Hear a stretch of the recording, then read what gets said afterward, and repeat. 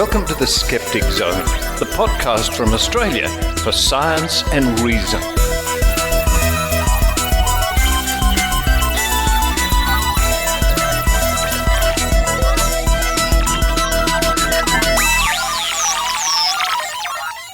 Yes, it's the Skeptic Zone podcast, episode number 852 for the 2nd of February. And a cockatoo out the window. Good grief. 2025. Yes, sometimes the planes and the birds get a bit crazy around here. Richard Saunders coming to you from under the flight path here in Sydney, Australia. And it's a nice warmish sort of day, a bit of, yes, some clouds, but I spare a thought for my friends in Melbourne. I have been alerted by certain mystical fairy channels that the next few days in Melbourne are going to be a heat wave. Well, I feel for you. Stay cool. Do whatever you can to stay cool, which is not always easy in some situations. Coming up on this week's show, we're going to hear from some people who think they're pretty cool. More alien communicators, more alien channelers. I've been keeping an eye on these people, and it's bordering on humorous sometimes. And again, you don't know whether these people individually are serious or whether they're just away with the aliens. More news from the stars coming up, including a little bit of news about Ross Coulthart and his various claims. We're still looking into the alien egg, so that might have to wait for another week or two. The huge news, the great revelation, the footage from a whistleblower, which sort of made a tiny blip in the media, the world's media. Then everyone forgot about it because it wasn't very good, and frankly, we've heard it all before. And the latest alien communicator video I saw from TikTok this morning said the aliens told her they'll be arriving on Earth later this year. That's good to know because they should have been here years and years and years ago. Maybe they're just running late. Speaking of aliens, coming up after that, we have a little AI-written radio play starring Kat McLeod, Adrienne Hill, and Lara Benham as they read the script written by the new DeepSeek AI, and they play the parts of a psychic and two aliens. DeepSeek, the play, coming up later in the show. Then we have the Australian Skeptics Newsletter written by Tim Mendham. I might visit Tim soon to do some more books of Tim. And read, of course, by Adrienne Hill. Then to round off the show, the Trove segment this week looks at Mesmerism. Sure to be a mesmerizing section of the show. Have you heard about Mesmerism? Well, that's enough for me at the moment. It's time for me to run downstairs and make sure I've got some seasick tablets somewhere in the cupboard. Why would that be? Well, find out at the end of the show. While I do that, I hope you enjoy the Skeptic Zone.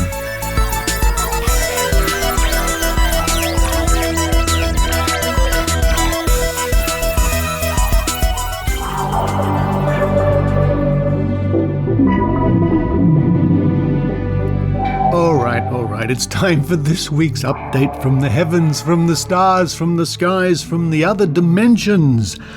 Let's start with the latest musings and communications and what they're calling now downloads from the Galactic Federation. Now, we covered this some weeks back. On TikTok, we discovered people who claimed to be in contact with all sorts of people? Maybe they're fish from other planets, and I thought we'd revisit some a few weeks later to see what progress has been made in the communications or the negotiations or the cultural exchanges with the Galactic Federations, depending on how many there are. And we discussed the possibility that one Galactic Federation may not know about the other Galactic Federations, but luckily there are people here who can talk to one or the other, or six, whatever it is. Let's see what the channel on TikTok named LA80N, Layton, And this channel has the hashtags Galactic Federation, the Galactic Federation, and Galactic Federation. I think you get the idea. Posted on the 28th of January. Here we go. Dearest ground crew, I am Riva of the Pleiadian Council of Light. In these times upon your Earth, a grand play of illusion is unfolding, orchestrated by those forces seeking to hold you in fear and keep your consciousness locked within a limited material framework. You may refer to these forces as the deep state, or simply as the denser layers of human ego that manipulate events in the outer world, creating a continuous chain of fear pockets, drama, and distraction. Fear pockets. That doesn't sound too good, does it? And I think that's pretty clear that particular example is AI. That does sound like a fake voice to me. Not a fake voice belongs to one Elizabeth April, who actually published this last year, but hell, it's worth a go. And this is what she has to tell us.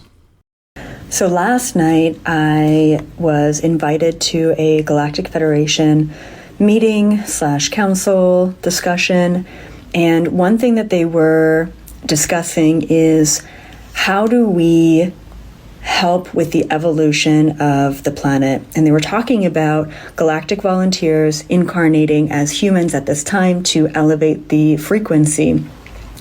But there's a long wait list for these volunteers, these starseeds, to come to planet Earth. So what we discussed is having these galactic volunteers incarnate as animals, as insects, as animals, as critters, and to have their presence on the planet at this time was going to elevate the consciousness, elevate the vibration of the planet. They were even talking about how short those lifespans are, but that even in that small moment, it's going to raise the frequency. Now, I don't think Elizabeth April has particularly good news for certain aliens lined up in the queue. A long waiting list to visit Earth. And so keen are these entities that they will come back as a cockroach. Yeah, I could probably think of a better use for their time. But I'm sure that TAEGANGAETZ Tig has better news for us. This was published on the 28th of January with Galactic Federation Update, Pensacola Mothership, Global Sightings and Energies in the USA. If I have any listeners in Pensacola, Florida, I'd be very interested to know what you think of the mothership hovering around or swimming or something.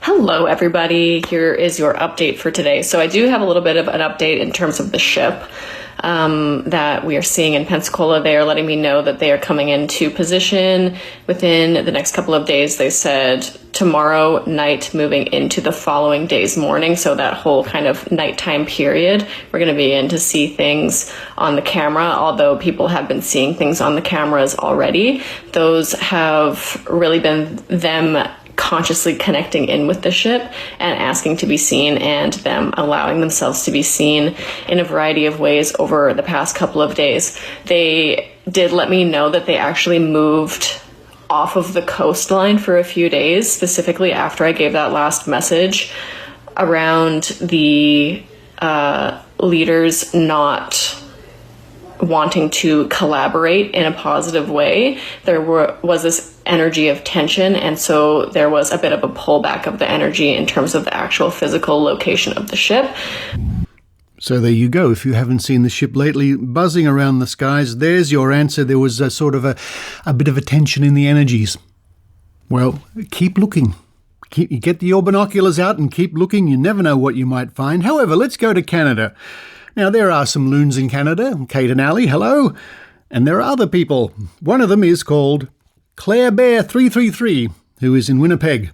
And she posts something to do with the Galactic Federation, the Pleiades, the Pleiadians, hashtag Heaven on Earth, hashtag Outer Space, hashtag UFO. And her TikTok has the message on the screen here, Sergeant's message off of the ship in the Gulf of Mexico. Here we go. Hello again. My name's Claire M. I'm a psychic here in Canada. So I'm working with a Pleiadian sergeant off of the ship in the Gulf of Mexico. She's been helping me download things. So I am downloading a lot every day now, and I know that she wants me to channel her, so I'm going to channel her. Okay. Good morning, humans. I know that this is hard to understand, but we are here to only help and protect you. We are amongst you now, and we are going to continue to help and support you. We are not here to harm any of you. I know that there is fear going to happen in the human race if we are not gentle and careful with you. We understand that you are afraid of us. You must not be afraid of us. We will love and support you through your soul's mission here on Earth. How very nice of them. What a wonderful bunch of octopus or fish or flies or whatever they are. I'm sure they were just on their way to Los Angeles a couple of weeks ago to help put out the fires, but I guess they got distracted. Maybe Natalie Patterson Coaching can help us out with her message from the Galactic Federation. Can't wait.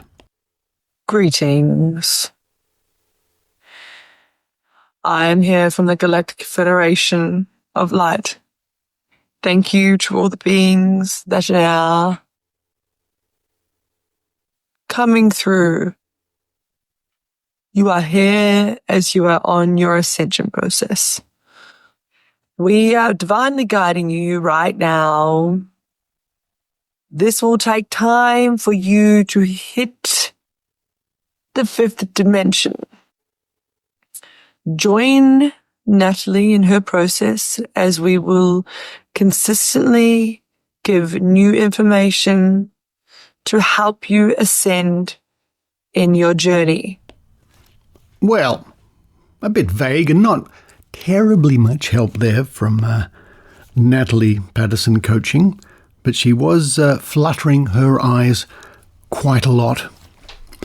Well, there we are. That's a little wrap-up from the channelers from the Galactic Federation. Some others, when I was scrolling through, said that the Galactic Federation of Light was actually a fiction. Some said it was evil, and some said the other Galactic Federation is the real Galactic Federation. I'm sure any day now we'll find out. And speaking of any day now, let's hear once again from Ross Any Day Now Coulthart, who said this, and we've played this on the show before, but he said this a short while ago. I think it was towards the end of 2024.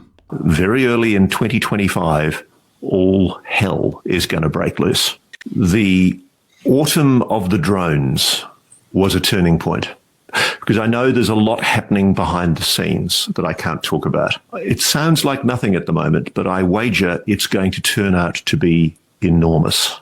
I think 2024 in future will be seen, ironically, as the calm before the storm. So we're still very early in 2025. Has all hell broken loose? Well, now this puts me in a slightly awkward position. I don't think I have ever before played a clip from a White House press briefing, but this one is certainly pertinent to the issues involved. I don't endorse or condone or reject anything that might be said from the White House press room. That's immediately, it's not my job unless it warrants further investigation. We may well be skeptical of some press briefings coming out of the White House in any event, which is a healthy thing. Nevertheless, the new White House press secretary just gave this announcement in the last few days. And this is Carolyn Levitt. Before I turn to questions, I do have news directly from the President of the United States that was just shared with me in the Oval Office. From President Trump directly, an update on the New Jersey drones. After research and study, The drones that were flying over New Jersey in large numbers were authorized to be flown by the FAA for research and various other reasons. Many of these drones were also hobbyists, recreational, and private individuals that enjoy flying drones. In time, it got worse due to curiosity.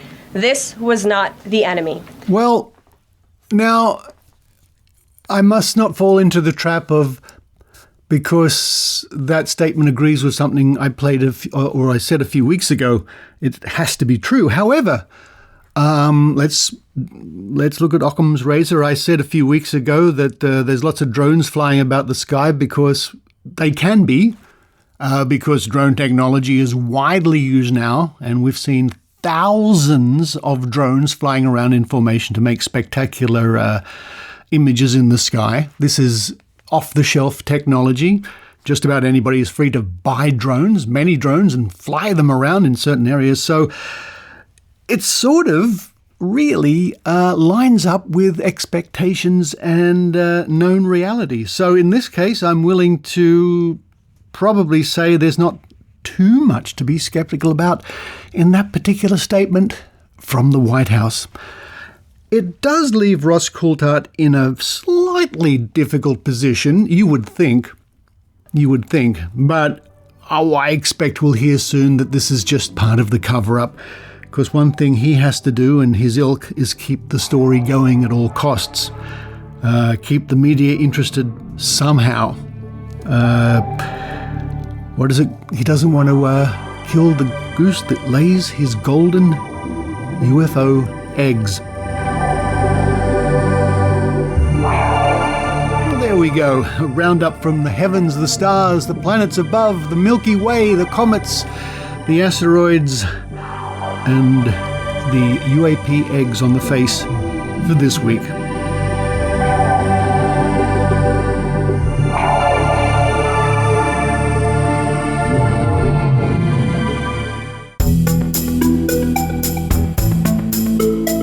Hejsan alla svenskar som lyssnar på The Skeptic Zone podcast.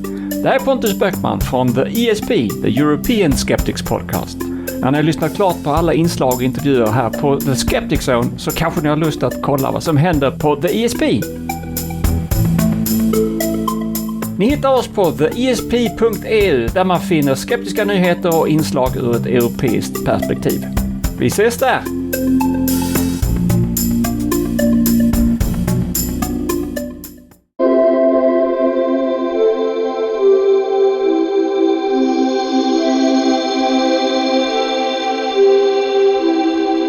There's a new player in the artificial intelligence field.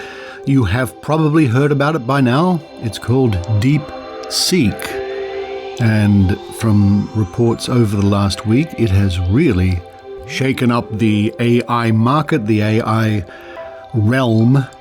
And it seems that almost every other day there's something new to do with artificial intelligence. Well, I thought I'd give this one a go. Now, in the past we've used, I think it was ChatGPT to write funny skeptical poetry or do other comments. We've used Google's Notebook to make a short podcast using human-like voices, talking about the Great Australian Psychic Prediction Project.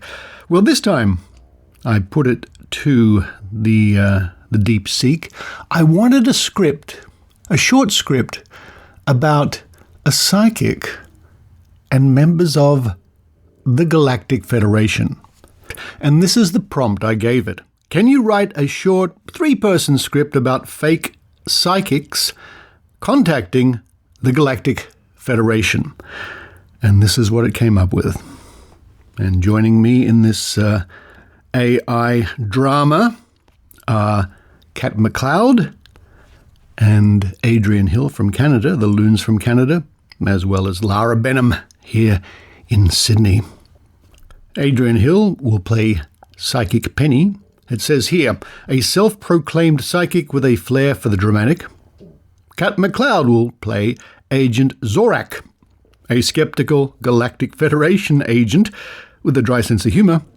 And Lara Benham will play Commander Lara.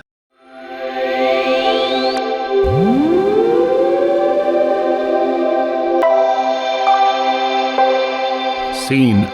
A dimly lit room filled with crystals, tarot cards, and a faint smell of incense.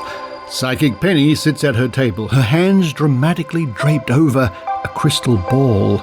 Agent Zorak and Commander Lara enter, their futuristic uniforms glowing faintly.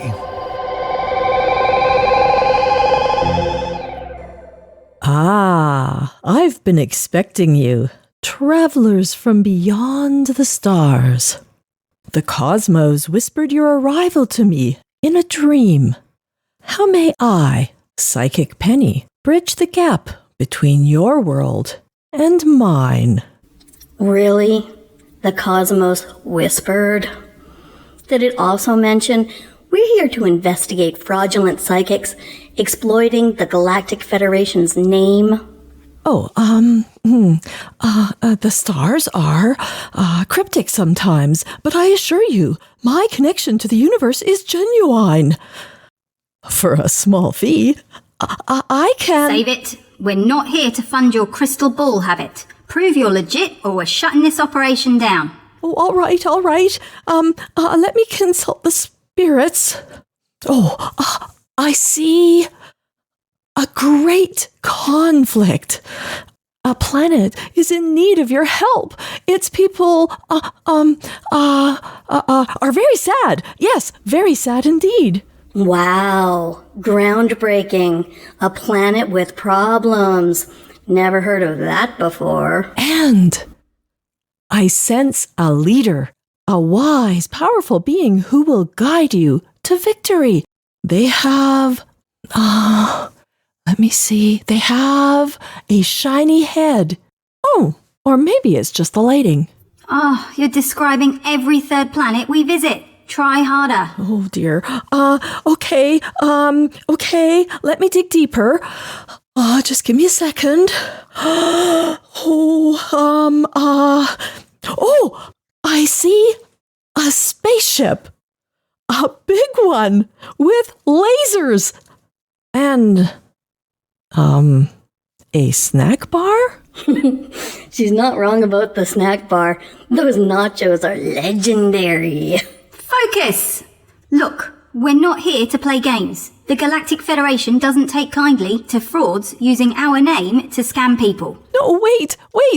I can prove I'm real. Let me read your minds. Agent Zorak, you're thinking about nachos. And Commander Lara, you're thinking about how much you hate this job. Oh, lucky guesses. Actually, she's spot on about the nachos. I'm starving. See? I'm the real deal. I can help you. Just please don't arrest me or zap me with your laser thingies. We're not going to zap you, but you are coming with us. The Federation has strict rules about impersonating interstellar diplomats. Oh, fine. But can I at least get a ride in your spaceship? I've always wanted to see the stars up close. Only if you promise to read our fortunes on the way. I want to know if I'll ever get a promotion. Oh, I can do that. Spoiler alert. You won't. Hey! Let's go. And Penny, if you try any funny business, I'm tossing you out the airlock. Oh, noted. No funny business. Just cosmic wisdom and nachos. They exit the room, Penny clutching her crystal ball.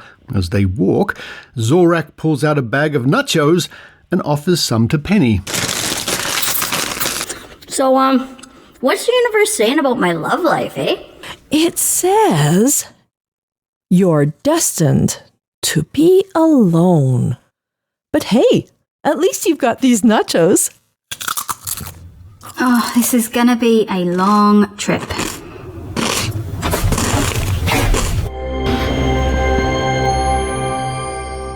They disappear into the glowing light of their spacecraft as the scene fades out. End.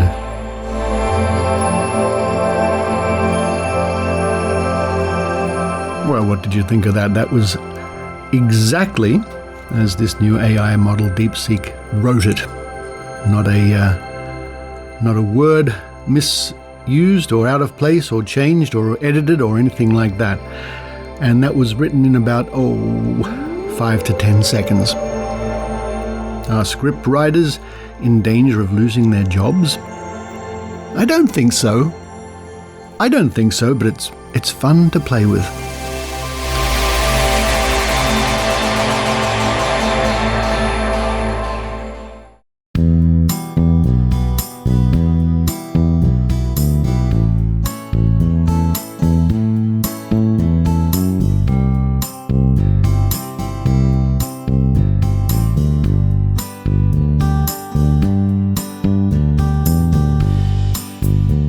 Hello, this is Adrienne Hill coming to you from Skookum Studios in Calgary, Canada, and I'm here to read the highlights from the Australian Skeptics Newsletter. This is newsletter number 214. And don't forget, you can sign up to this newsletter at skeptics.com.au and get the full report, complete with all the links every other week, right into your inbox. But now, let's see what Tim Mendham has for us this week. Hi all, says Tim. UFOs don't have to be real for UFOs to be a significant cultural phenomenon. And there has been a considerable increase of late in UFO claims and associated credulity, which impacts on the broader cultural concepts of conspiracies, government cover-ups, and paranoia and/or deus ex machina philosophy. The response to Ross Coulthart's latest UFO claims, before and after the revelation, are indicative of the hopes and disappointments of those following the UFO world. Every new claim is the definitive proof. Every disappointment is a sign of betrayal and/or cover-up.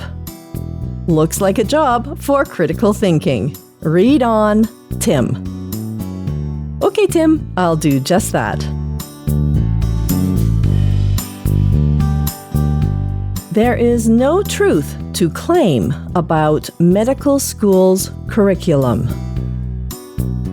Anti-vaxxer Meryl Dorey claimed in an interview with Senator Russell Broadbent that University of New South Wales medical students, quote, only discussed vaccination for one morning during their 4-year program, end quote.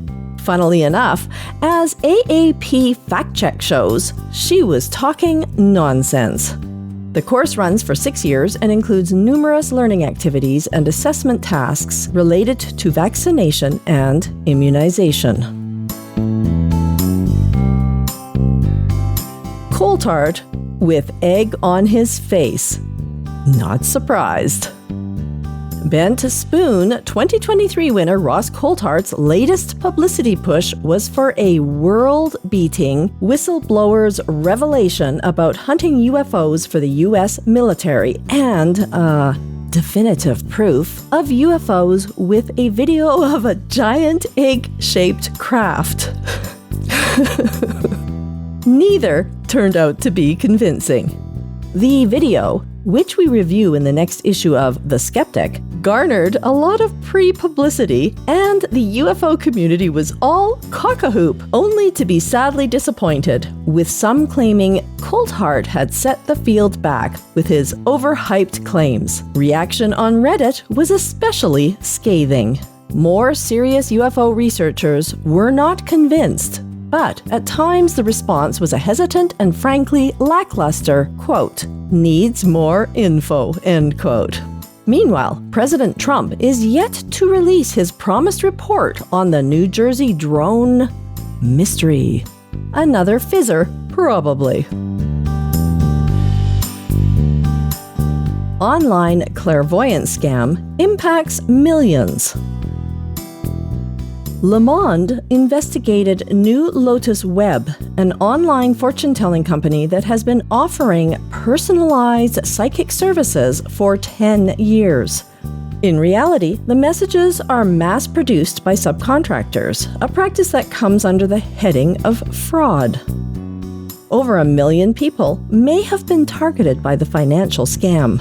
There's a bit more to this, but to get the full story, you'll need to subscribe to the news service. Machine learning brings back pseudoscience used to fuel racism.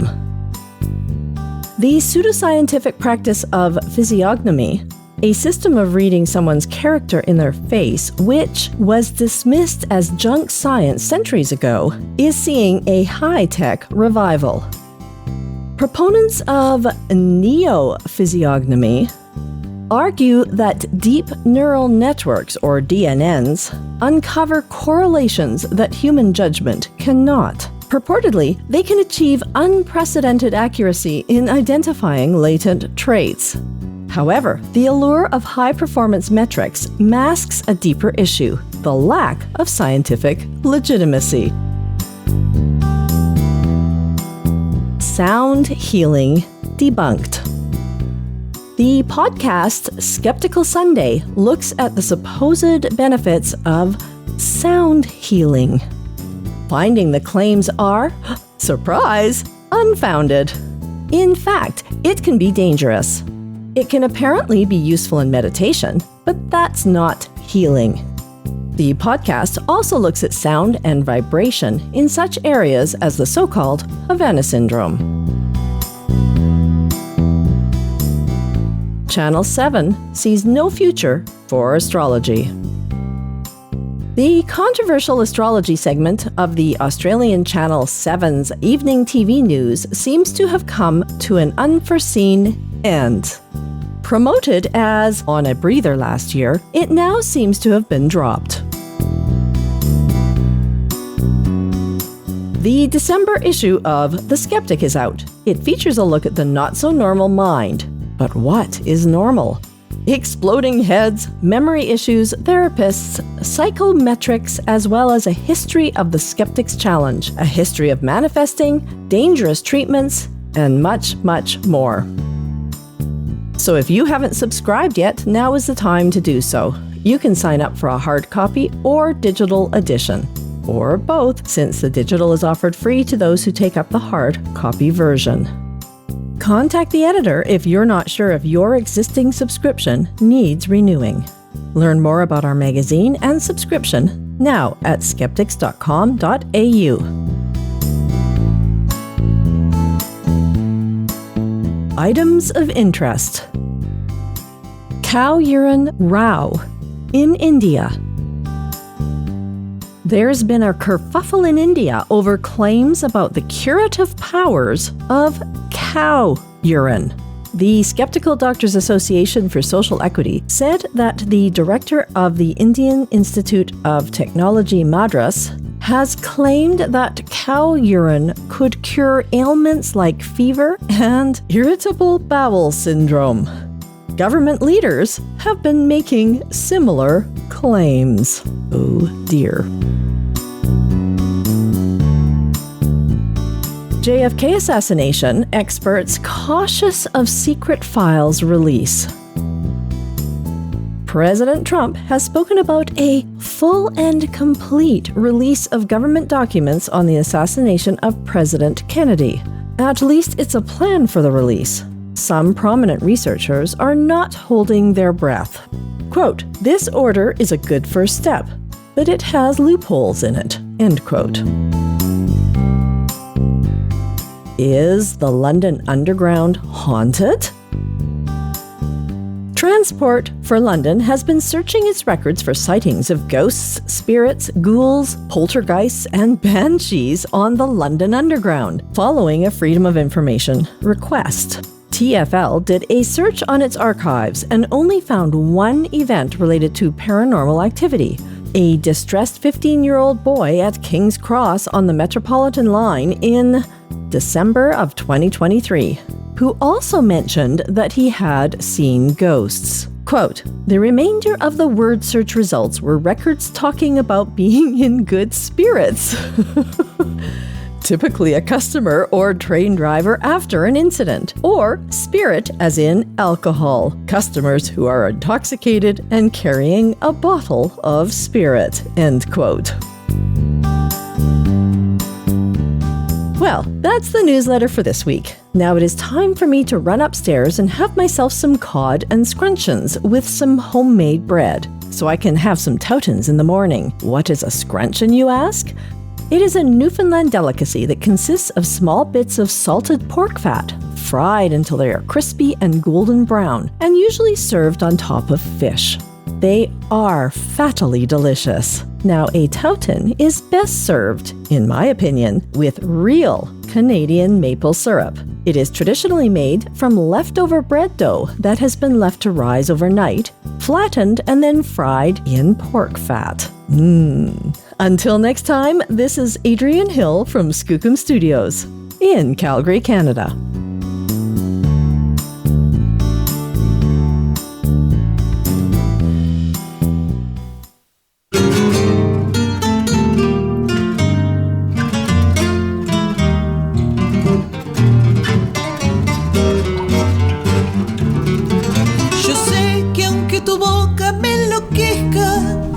Hola, les habla Paula desde la hermosa ciudad de Buenos Aires, en Argentina.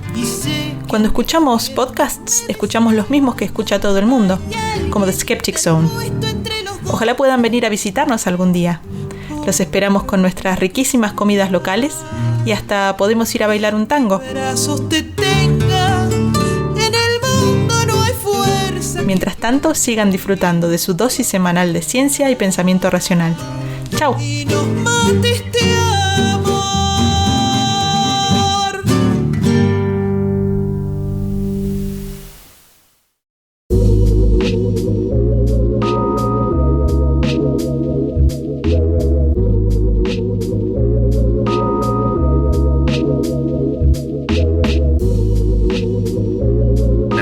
Once again, to go back to the archives at trove at trove.nla.gov.au, where you can find out all sorts of things about Australia's past and other parts. Of course, well, sometimes there are other newspapers like Papua New Guinea, for some reason, gets into the Trove Archives. But there are hundreds, if not thousands, of different newspapers referenced, and of course, millions of articles going back to the 1800s. And as we like to say, when you go to Trove, you never know what you'll find. And this week, at the suggestion of that loon from Canada, Adrienne Hill, we're going to look up and see what we can find in the history of published reports in Australia. Mesmerism.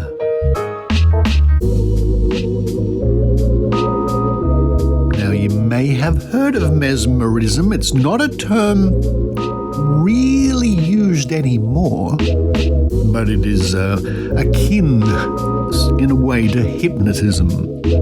Well, let's see what Wiki has to say, and when you look it up, it directs you to animal magnetism.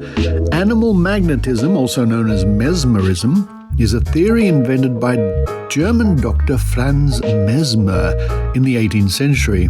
It posits the existence of an invisible natural force, Lebensmagnetismus, I think it's pronounced, possessed by all living things, including humans, animals, and vegetables. He claimed that the force could have physical effects, including healing. The vitalist theory attracted numerous followers in Europe and the United States and was popular into the 19th century.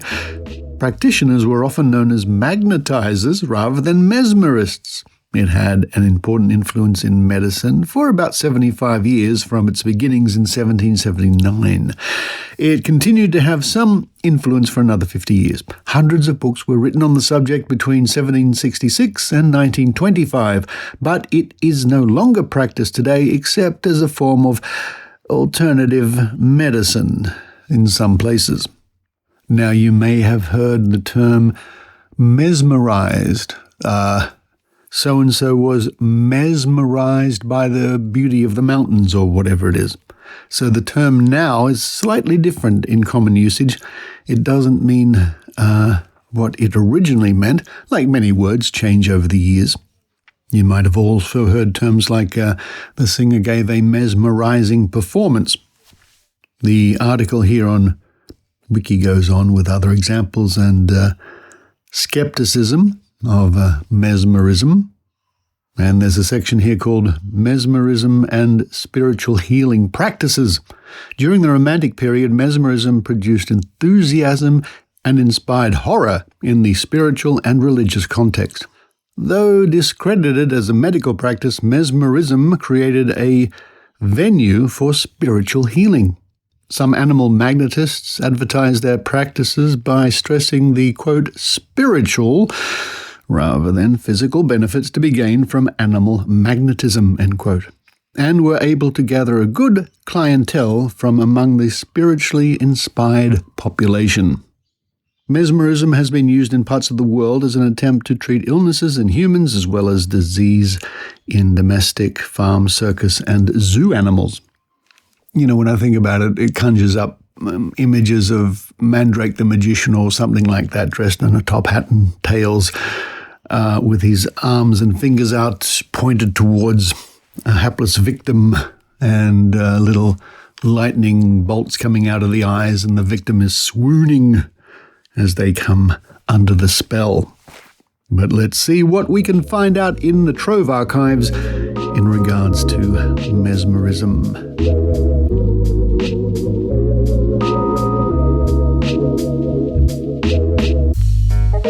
And let's start on the island of Tasmania from a newspaper or a magazine here called Hobarton Guardian, or True Friend of Tasmania, from Hobart, Tasmania, and this is dated from the 25th of September, 1850. Mesmerism. Mesmerism still goes on doing wonderful things. The cases of cure of blindness, deafness, nervous afflictions, and all sorts of ailments recorded in the Melbourne and Geelong newspapers are quite astonishing. Mr. Gilbert is a great magician, at whose command all these miracles are accomplished as a matter of course. Mr. Gilbert meets with a great many disbelievers, nay, even with relentless opponents who will not, quote, renounce their foolish precaution of the sublime science of mesmerism, end quote. To use Mr. Gilbert's own words, some even dare assert that mesmerism is nothing but a damned humbug, and that if there is anything in it, it comes from the devil. That is certainly too bad. As for us, we condemn such attacks. As for Michael, the archangel, when he disputed with the devil respecting the body of Moses, durst not bring against him a railing accusation, neither dare we. What interesting language that was. And by the way, in the print here, in his quote, it says, mesmerism is nothing but a damned humbug. I think it says damned because it begins with a D and there's a huge line and then another D. So I think the paper at the time in 1850 didn't want to print the word damned. We read on.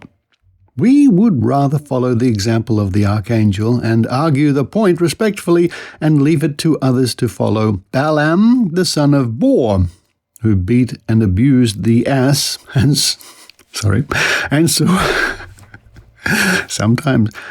saw more than he could see, merely because it would not go his way. What that has to do with anything, I'm not sure. We respect even an ass when it speaks, and we are not just so frightened of the devil as to run away when he shows himself. I don't know. If I think that ever occurred, I think I might be on my skates. A cat always looks at its foe. Nature has not put claws upon its tail. Words of wisdom. Donkeys do kick behind, then run. And scorpions, like a certain biped of our acquaintance, stinging behind. But the noblest of animals are those which go boldly forward to the conflict. The flyer is seldom the victor. And in this case, the flyer isn't talking about a bird of prey. It's somebody who flies the scene or fled in terror or something like that. We do not expect the cases of conflict with vermin and nauseous animals, which some say is the most prudent to avoid, for even these must be subdued if they infect our premises. I hope this guy's getting to the point soon. We must not leave a house because a few bugs have got into the wall, or throw away our furniture because they have harboured there. We must resort to measures of cleanliness and prevention so that we master the evil and not sink before it. Man has a commission to destroy evil and to fight the foe. Let the opponents of mesmerism in Melbourne fight like men, not rail and abuse it like cowards, with their heels to danger. Stop the enemy's progress at once, if an enemy he be. We intend to stay a little more on the subject of mesmerism in our next issue. I wonder if that writer ended up being a politician. Anyway, that was from Hobarton, Tasmania, from 1850, so that it accounts for some of the interesting language used at the time, I think. And now we jump forward to the year 1927 on the 7th of August from the Sunday Times from Sydney. Mesmerism. I had been looking amongst the books in the library and came upon one, quote, How to Mesmerize, end quote, which looked interesting, so I promptly seized it. After gleefully showing it to Noel, my brother, we decided to become proficient in the mystic art. We studied carefully and emerged one day from the house to find something or someone to mesmerize, deeming it wiser to experiment out of rather than within our domiciliary edifice, whereby occurring perhaps the wrath of mother or dad. We sighted a cat on the fence, about to pounce on a bird, so determined to save the victim of her murderous intentions, I commenced making mysterious passes in the air. Soon I noticed the cat getting drowsy, so, turning to Noel, I roared, Quick, quick! What do I do next? I've forgotten. We could not find it, but we had to walk on. So the poor cat followed us wherever we went, and silly us couldn't find how to stop it. I wish the silly thing would stand on its head, I said disgustedly, and what did it do but stand on its head? Suddenly we heard running footsteps, and our burly policeman's voice shouting, Stop him, somebody, he's a thief. Thinking this was an opportunity to demonstrate our powers, we both started to mesmerize the thief. The effect was wonderful. He stopped dead, and then slowly approached us. Stand on your head, commanded Noel imperiously. But as we both had him mesmerized, the effect acted on to me, and then back to Noel. So there we were, the three of us, and the cat, all on our heads. I'm starting to think this story is not very believable. Fortunately, Noel had the presence of mind to bring us all back, all except the cat, of course, which I had in hand, or should I say in mind. Up came the policeman, blowing like a grampus, and seized the thief, who refused to budge an inch, so we had to search right back through the book to find how to release him and the cat. Naturally, it was right at the end, and we might have known. The policeman did not seem at all pleased at being kept waiting for an hour and seemed to forget we had caught the thief, which upset us greatly. However, we were so relieved to be rid of the presence of that, we never tried to mesmerize since. Signed, E. Pendlebury. Let's see, maybe they were short for a story or two way back in 1927.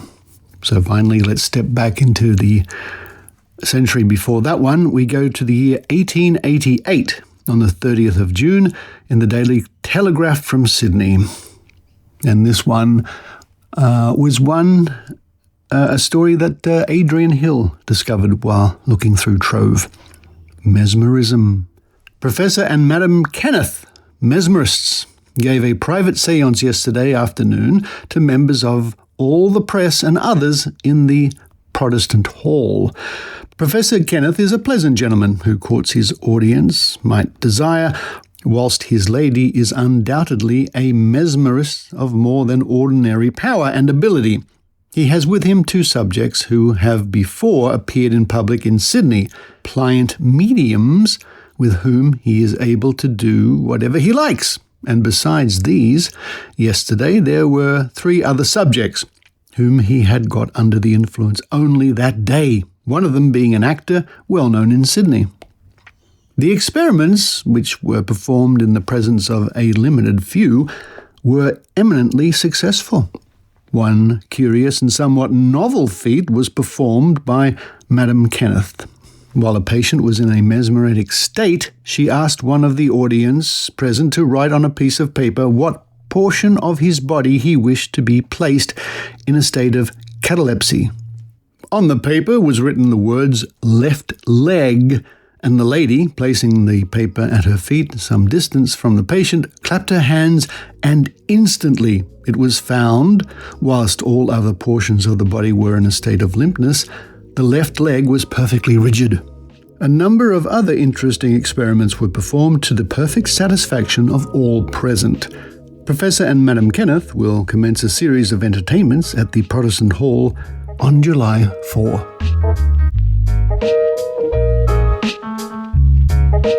Well, that last one to me sounds like a good old-fashioned early form of mentalism stage performance, bordering on a magic show, I would think. Nevertheless, there are many more references to mesmerism in Trove, and many of them date back quite a long time. In fact, there's one here dated 1845, 1888, which we just had a look at, 1898, there's another reference, 1844, and so on. So a very long while ago, 1884, another example. So that's when it was in vogue. That's when it was a thing in that sort of era. And I think that goes to show that yes, what we now call New Age woo-woo does come and go. A lot of it sticks around for a long time, but sometimes it does sort of just vanish into the black hole of silly ideas. But you too can find out about all sorts of silly ideas when you go to Trove at trove.nla.gov.au. Type in your search. It might be mesmerism. It might be silly ideas. It might be, as we've seen lately, UFOs everywhere. And, well, you never know what you might find.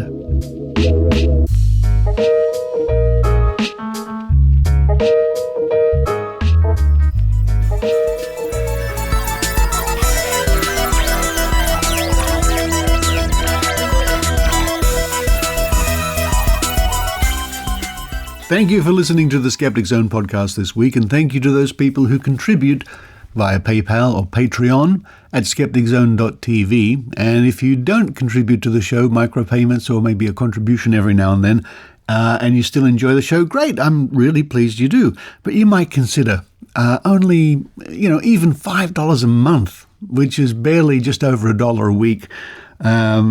If you enjoy the show, that would be much appreciated. Just head for skepticzone.tv and follow the links. Now, we've been talking lately about the Bermuda Triangle. Very dodgy and dangerous place. Well, I'm pleased to say it looks like I'm headed that way in the middle of the year to join the Skeptoid Cruise, amongst other wonderful people, including the likes of Ben Radford. Oh, yes, Ben Radford. Ross Blotcher, Brian Dunning, of course, the Secretary of Australian Skeptics, Lara Benham, Adrienne Hill from the Skeptic Zone podcast. We'll all be shipmates together. Let's hope the ship doesn't disappear into some other dimension. More about that trip coming up in the next few months. But if you want to find out how you can join that voyage, just head for skeptoid.com. But for this week, this is Richard Saunders signing off from Sydney, Australia.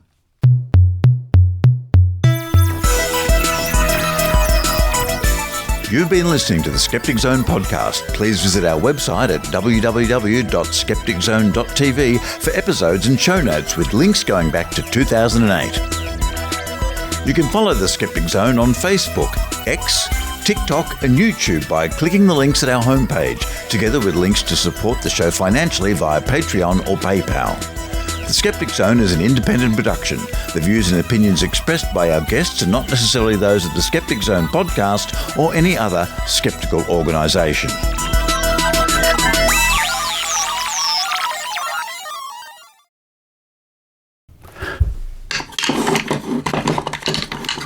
Hello to those people who listen after the music for the dice game, the Easter egg, the after party. This is where occasionally, well, quite often really, we roll a die. This week it's D10, 10-sided. And you use your psychic, mystical, magical powers or just dumb luck. Well, luck doesn't have to be dumb. To predict, guess what numbers are coming up. So I'm going to predict for the first roll. I'm going to predict a 7. Here it comes. 5. Oh well. The next number I'm going to predict is 2. 2. Here it comes. It's a 4. The mystical, magical, skeptical fairies tell me to do a 3. It's a 10. Last chance. All right, Susan Gerbeck, I'm going to predict a 5. Here it comes.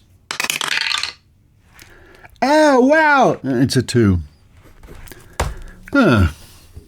Not my week. Okay, today's winning numbers are 5, 4, 10, and 2.